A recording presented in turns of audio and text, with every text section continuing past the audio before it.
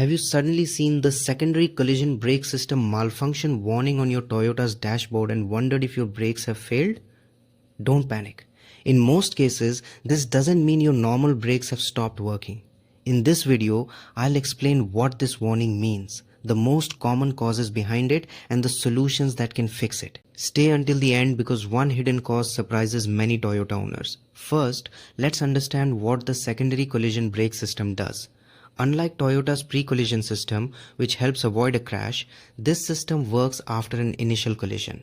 If the vehicle is still moving after a crash, it can automatically apply the brakes to reduce the risk of another impact. It relies on information from the airbag system, ABS, wheel speed sensors, steering angle sensor, and other control modules. When you see secondary collision brake system malfunction, it usually does not mean your manual brakes have failed. Your normal hydraulic braking system typically continues working.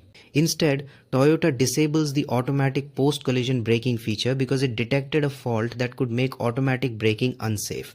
So why does this warning appear? Because the system depends on many sensors and electronic modules. If one sensor sends incorrect data, loses communication, or experiences a voltage problem, Toyota places the system into a protective mode. When this happens, other safety features may also stop working, including dynamic radar, cruise control, pre-collision system, lane departure alert, lane tracing assist, automatic emergency braking, automatic brake hold, electronic parking brake functions, and on some models, intelligent AWD.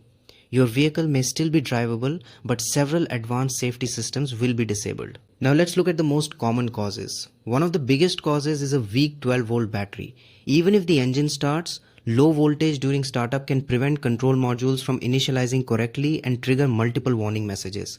Another very common cause is an engine-related fault. If the check engine light is on because of a misfire, evap problem, air intake leak, oxygen sensor issue, or another engine fault, Toyota may disable the secondary collision brake system until that problem is repaired.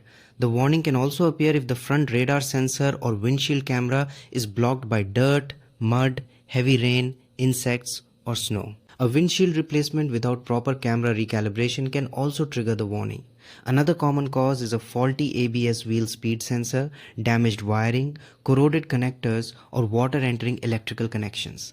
That's why some drivers see ABS, traction control, parking brake, and secondary collision brake warnings appear together. Modern Toyota vehicles share sensor data between many safety systems, so one faulty sensor can disable several features at the same time even though only one component has actually failed. Now let's go through the solutions. First, test the 12-volt battery and inspect the battery terminals and ground connections. Restoring proper voltage often fixes communication problems. Second, repair any check engine light issue first. Once the engine fault is fixed and the codes are cleared, the secondary collision brake warning may disappear without replacing any brake parts. Third, inspect and clean the front radar sensor and windshield camera. If the windshield or bumper was recently replaced, the sensors may need professional recalibration. Fourth, inspect the ABS wheel speed sensors, wiring, and connectors for damage, corrosion, or moisture. Repairing these problems often restores normal operation. Fifth, if you recently had suspension, steering, or wheel alignment work, the steering angle sensor may need a 0-point calibration. Finally, if diagnostic trouble codes such as C1A50 or C1391 confirm an internal brake actuator or hydraulic fault, components like the ABS actuator may require replacement. However, these failures are much less common than battery, engine, or sensor-related problems. The biggest takeaway is simple. A secondary collision brake system malfunction warning usually doesn't mean your brakes have failed. In most cases, Toyota is disabling the automatic post-collision braking feature because it detected another fault elsewhere in the system.